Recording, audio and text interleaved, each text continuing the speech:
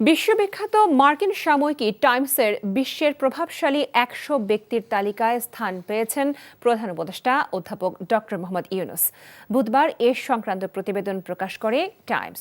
এবারে বিশ্বের সবচেয়ে প্রভাবশালী ১০০ ব্যক্তির তালিকায় যারা স্থান পেয়েছেন তাদের মধ্যে সবচেয়ে বেশি বয়স ইউনূসের। ৮৪ বছর বয়সে এই তালিকায় জায়গা করে নিয়েছেন তিনি।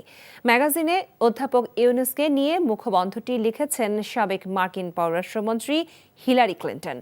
মুখবন্ধে বলা হয়, শিক্ষার্থীদের নেতৃত্বে গণ অভ্যুত্থানের মুখে গত বছর স্বৈরাচার হাসিনার পতন হলে বাংলাদেশকে গণতন্ত্রের পথে এগিয়ে নেয়ার দায়িত্ব কাঁধে তুলে নেন ইউনূস। আরও বলা হয়, বহু বছর আগেই গ্রামীণ ব্যাংক প্রতিষ্ঠা করে বাংলাদেশের প্রান্তিক জনগোষ্ঠীকে ক্ষুদ্র ঋণের মাধ্যমে ক্ষমতায়নের পথ দেখান তিনি। কোনো ব্যক্তির কাজ, চিন্তা, সিদ্ধান্ত বিশ্বকে বদলে দিতে পারে কিনা তালিকা তৈরিতে তা বিবেচনায় নেওয়া হয়।